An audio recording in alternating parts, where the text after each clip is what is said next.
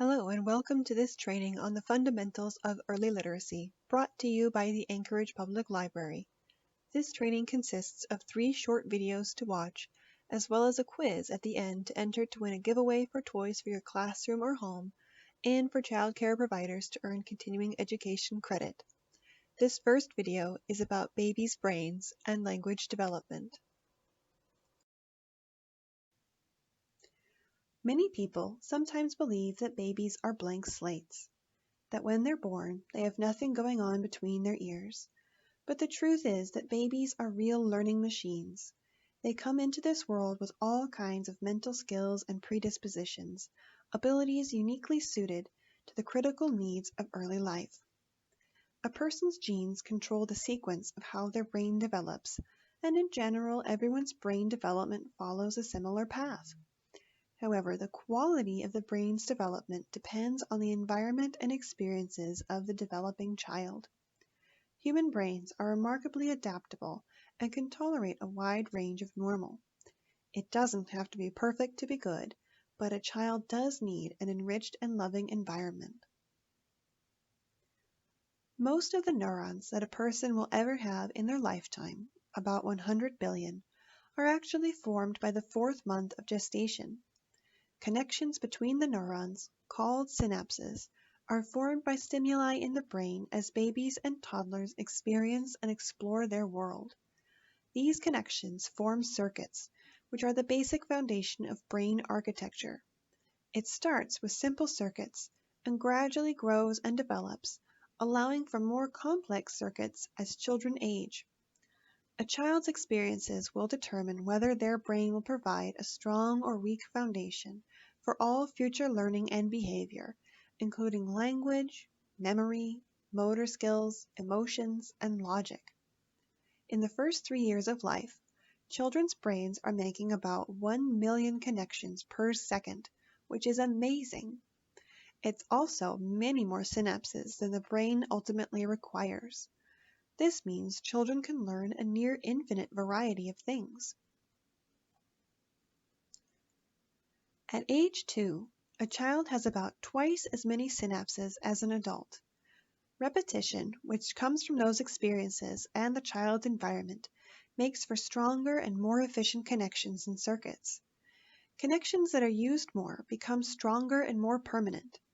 Ones that aren't used as often will fade away through a natural process called pruning. A child may have 1,000 trillion synapses by their first birthday, and 500 trillion when they reach their 20th birthday. This pruning of the synapses isn't a bad thing, though it does sound a little scary. If our adult brains kept all the unneeded synapses, it would be very hard for us to focus on tasks and to function in the world. The image here shows synapse density over time. You can see how dense the connections are when the child is 2, and how it becomes much less packed in adulthood, though the connections that are present are much stronger. The capacity for language is hardwired into our brains. Even deaf children will pick up language without being able to hear it if they are immersed in a sign language environment. Deaf and hard of hearing children actually begin to babble with their hands, much in the same way that hearing children do. When children learn language, they follow a similar timeline. By the time they're 6 months old, babies are playing with their voice and discovering the beginnings of language. By 9 months, they're babbling in ways that almost resemble speech, and they're starting to understand words that their adults speak to them. By their first birthday, babies are usually able to say a few words, mostly nouns like mama, dada, or baba. They can imitate words that are familiar to them that they hear often. They're also recognizing and understanding more words spoken to them by caregivers. Between the ages of 2 and 3, they can put together simple 2-word phrases, such as more milk or bye-bye doggy. Also about this time, they're understanding simple phrases like where's the ball, and they're able to follow one-step directions. They may not be fully able to use words to respond to questions, but they can use gestures and movement to supplement their meaning. Around 18 months, children have what's called a vocabulary explosion. Children are picking up about 8 words a day. A typical 2-year-old knows 20 to 200 words, but a typical 3-year-old will know 1,000 words. Between the ages of 3 and 4, children can tell a story to caregivers using sentences of 4 to 5 words each. They understand and use rudimentary grammar, like verb endings, plurals, and possessives, though they may make the occasional mistake. A challenging and enriched environment stimulates brain growth. Also important is that repetition and reinforcement we talked about earlier. Caregivers who imitate and respond to their child's vocalizations will hear more of them.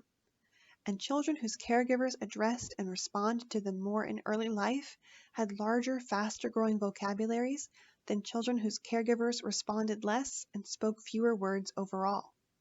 The manner in which they hear them is also important.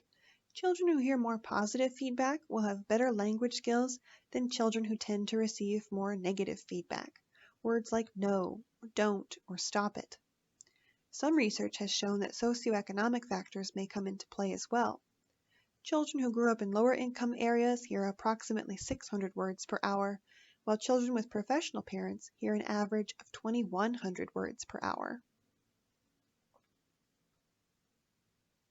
Another important factor is something called a conversational turn. A conversational turn is the back and forth interaction that a child has with an adult caregiver. These conversational turns have been linked to brain structure and long-term outcomes for a child's language skills, social and emotional development, and long-term future academic success. In fact, recent studies have indicated that conversations have more brain-building power than adult words alone. In a 2018 study by Dr. Rachel Romeo, published in Psychological Science, researchers used brain scans to see and measure the activity in a child's brain while they were engaging in different language-based activities. They also compared data from recording devices that measured the child's language environment and their scores on language assessments. The brain scans shown here are from 2 girls who are about the same age and from similar households in the Boston area. The child on the left experienced over 1,200 conversational turns in a day and had a verbal score of 121 on the language assessment. The child on the right experienced fewer than half that many, about 580 conversational turns per day, and had a verbal score of 90 on the language assessment. You'll notice there are some differences in the images here, specifically in the level of activity shown in the green circled areas. That area of the brain is known as Broca's area and is highly involved in speech and language. Researchers saw an increase in brain activity in this area in the children who experienced more conversational turns. They found that children's verbal scores increased by 1 point for every additional 11 conversational turns that they experienced per hour. Studies like these are why we like to say words are good, but turns are better. As you've heard before, the human brain develops in a specific sequence.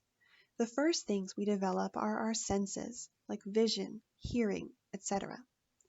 After that, the parts of our brain that govern language develop, and then come the rest of our cognitive functions. You can see on this slide a graph showing these critical periods of development. Without early and repeated exposure to language and grammar in the first 3 to 5 years of life, children will miss the opportunity to develop sound language skills.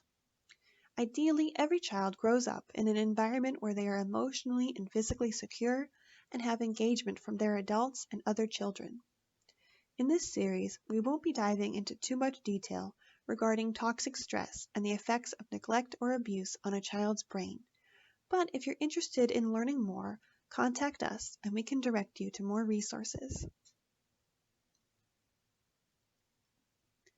Children who miss out on words, conversational turns, and other early literacy activities as small children can be affected by it throughout their lives. Without foundational early literacy skills, children may struggle to learn to read or to read well, which increases the chances that they will have difficulties in school. If children do not read competently by the third or fourth grade, it can prevent them from reaching academic success and graduating from high school, which of course leads to many gaps and lack of opportunities in adulthood. Because experiences have such a great potential to affect brain development, children are especially vulnerable to persistent negative influences during this period.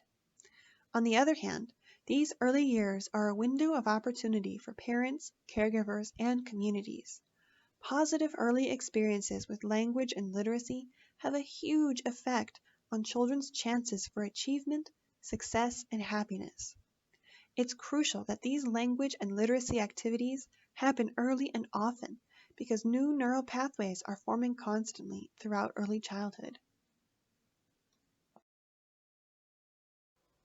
Thanks for listening. In part 2 of this series, we'll talk about the different components of early literacy.